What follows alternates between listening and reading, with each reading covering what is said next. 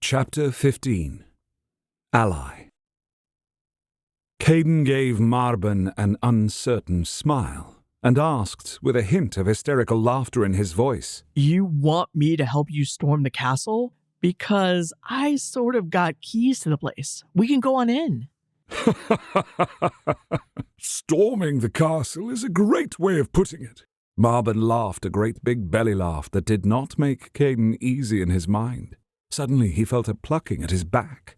A large dragon claw was tapping him to get his attention.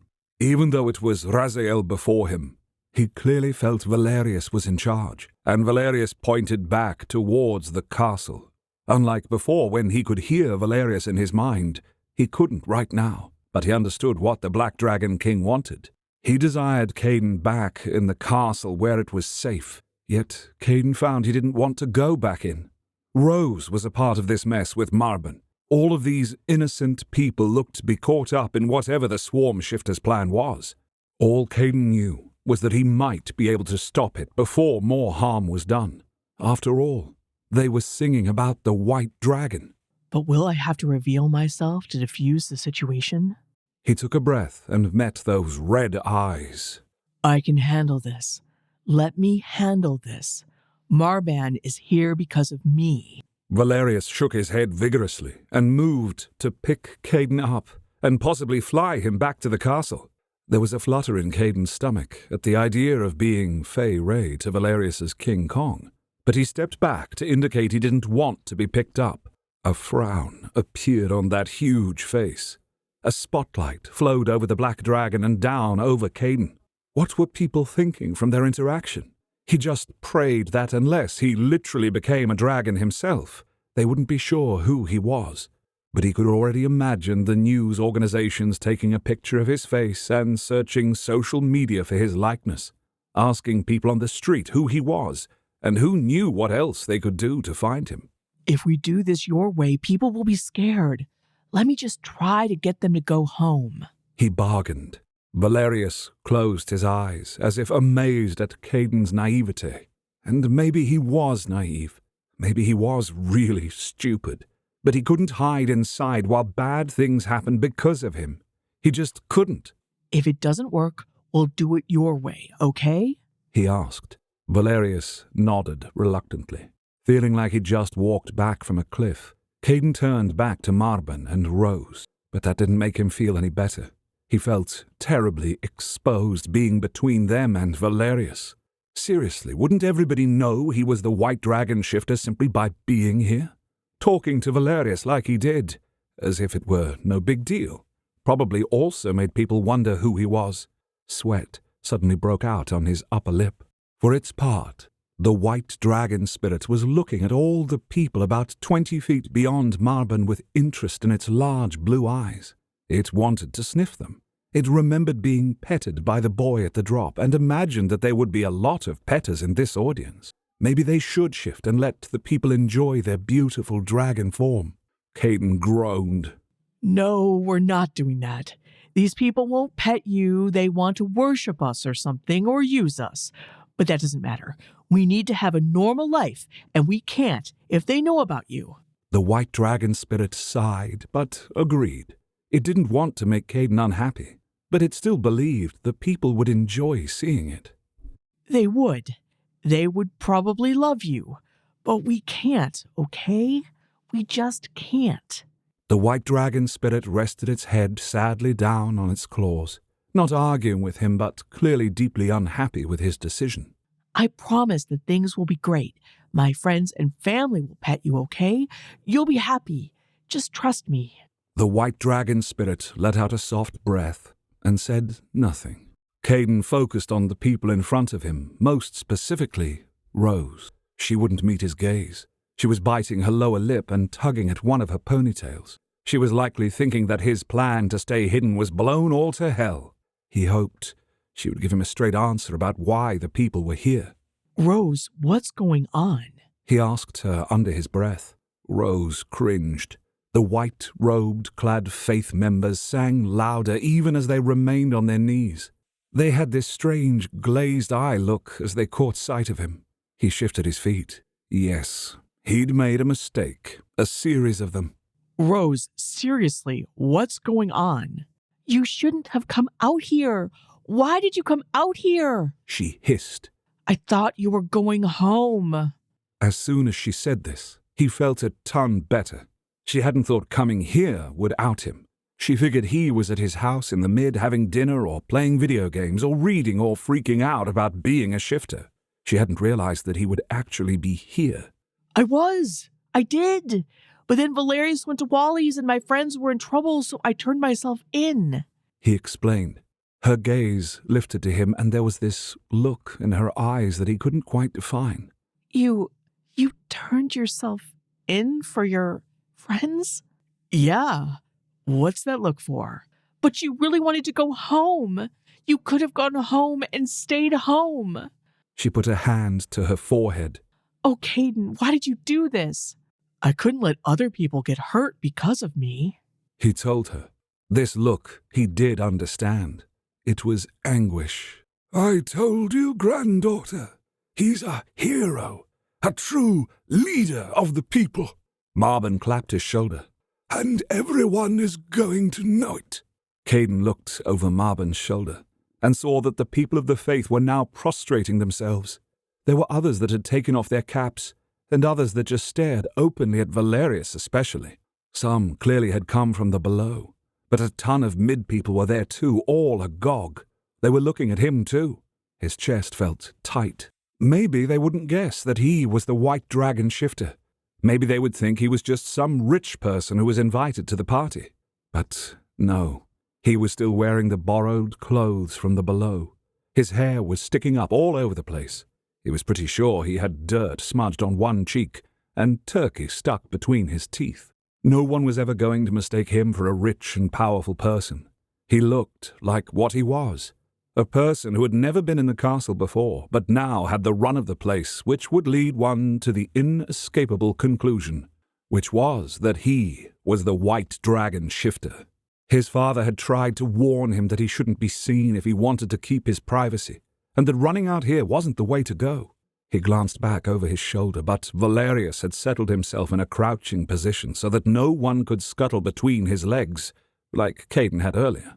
It was insane that he had done it, but he'd been so surprised and happy to see Rose that he hadn't felt afraid of Raziel. It probably would have been better if he had been afraid. He turned back to Marbin. He lowered his voice and said to the old swarm shifter, Have you told them about me? He meant the crowd that was far enough away that they couldn't hear what they were saying right now. Marbin leaned forward conspiratorially. I think you did by racing out of the castle and past Raziel like the dragon was a piece of furniture. This confirmed his own thinking, which caused his stomach to fall to his feet.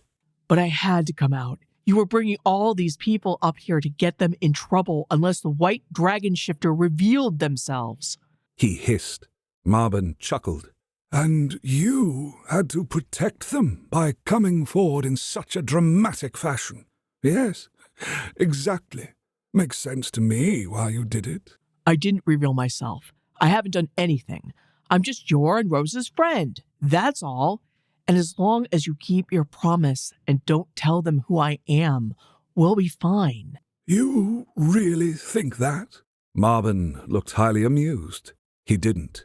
The cat was likely out of the bag, but he was intent on stuffing it back in again.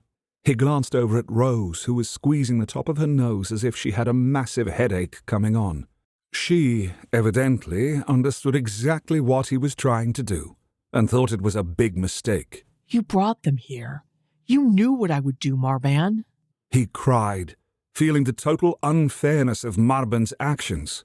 I thought you went home, just as Rose said. Why would I think you were at the castle, let alone that you would race out here when we arrived? Marbin blinked at him innocently. You knew.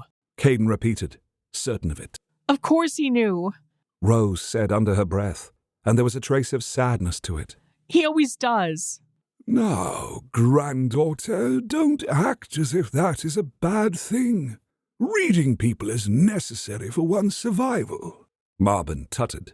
You need to tell them to go home. They're quiet and docile now, but there could be people hurt if things get out of hand. Kaden pointed authoritatively back towards the mid. However authoritative he believed he was being, though, Marbin looked completely unmoved. The others in the crowd just followed his actions that much more closely. The only person that could potentially harm them would be Valerius. You know his temper. Marbin's head tipped towards the Black Dragon King. So it's good you're here. Only the White Dragon Shifter could possibly stop him from harming them. He could feel Valerius's anger at Marbin's words, though there were no puffs of black smoke or fire exiting his mouth. But he was watching all of this very carefully. Kaden thought he should shift into his human form so that people wouldn't be as frightened. But it seemed that the Black Dragon King was intent on shock and awe. It was working in a way, because when the crowd wasn't staring at him, they looked up at their magnificent king. But the sulphurous smoldering in Valerius's eyes told Kaden that the Black Dragon King's patience wasn't inexhaustible. He had to get these people out of here before Valerius decided his plan wasn't working. This story is a professional production now, but the first version was a very amateur audio production. I love audiobooks, but Amazon doesn't let you publish an audiobook from a web novel, especially if that web novel is still being written. I really wanted to share this story in audio form. So, when I was about halfway through writing Dragon's Reign, I decided to record the audiobook myself. It shouldn't have been a surprise when I found the whole process a lot of work, but also fun and rewarding, especially getting comments on YouTube. Obviously, we need to make money to keep being in business, but I really do live for comments and hope to see yours when you get to the end of this chapter. Look, I don't think we can fit everybody in the castle, even though the place is pretty damn big. Kaden told him. Valerius already has a bunch of guests, but I'm sure that if you send the crowd home, that you and Rose could come up and... Yes, the rich and powerful fill the castle and get Valerius's ear, but not the actual people. Marbin sniffed and crossed his hands over his protruding belly. Those behind me are the real people. Rose shot Marbin a narrow-eyed look but said nothing. She crossed her arms tightly over her chest and bit her lower lip. She didn't believe what he was saying. Valerius hates company. He's not hobnobbing with the rich and powerful because he wants to. It's the damned anniversary, so he's stuck with it. Kaden defended the Black Dragon King. He thought he heard a snort from Valerius, though it was a soft snort for a dragon. He was actually sure that Valerius would be happiest if absolutely no one but himself and Shione were in the castle. He certainly took no pleasure in talking to people. He seemed more annoyed than anything else speaking to the President of the United States.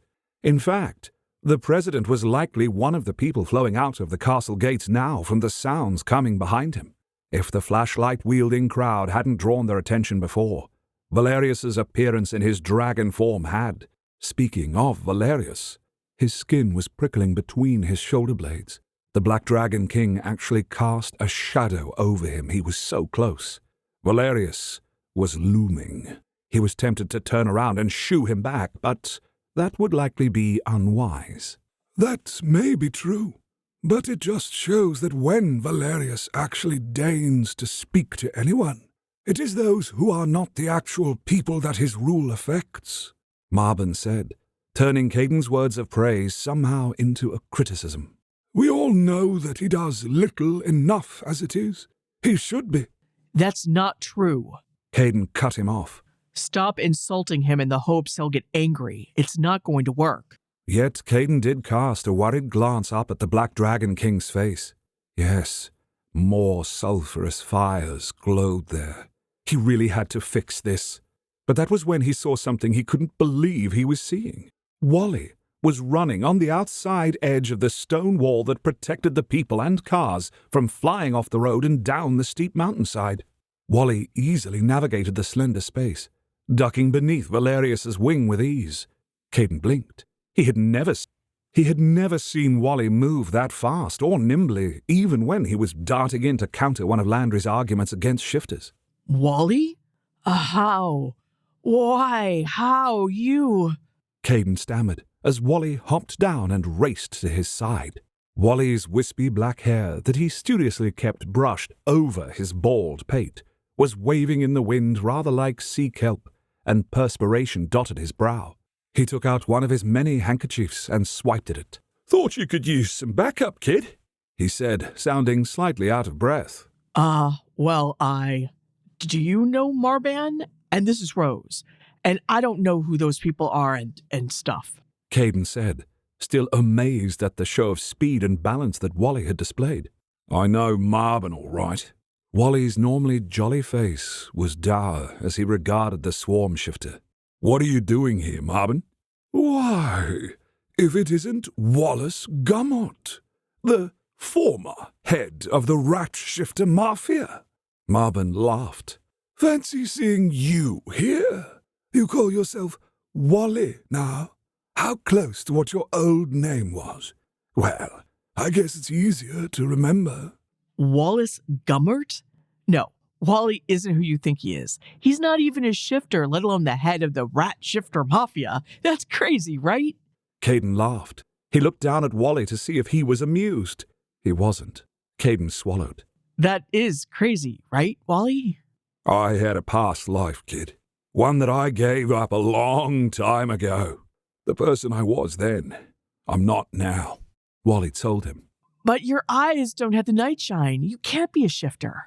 Kaden cried. You've actually got people fooled.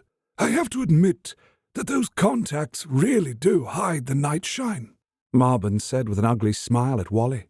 Wally's nose quivered, rat-like. And I see that you haven't changed at all.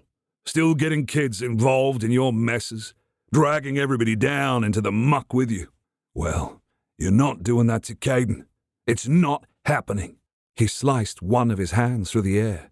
If I have to dredge some of my old character traits out, I'll do it to keep him safe. Wally, are you seriously Wallace Gummert, head of the Rat Shifter Mafia? Kaden gasped, not registering anything else that Wally had said. Wally gave a brief nod. I am, kid. Or I was. I made a decision to leave that life for one selling souvenirs. Best decision I ever made. Kaden's mouth opened and shut. But I mean, I get why you didn't tell anyone your old identity, but why hide that you're a shifter? Kaden, are you really asking him that? Rose shook her head. Rat Shifter owns a store. Who is going to buy from him? They'll think the goods are stolen or he's ripping them off. Wally is totally honest and legit. He would never do that. Kaden shouted. Rose sadly smiled at him. Yeah, but you only know that because you didn't know he was a rat shifter until you worked with him for years, right? Imagine if you'd known from the get-go. Would you have applied to work at his shop?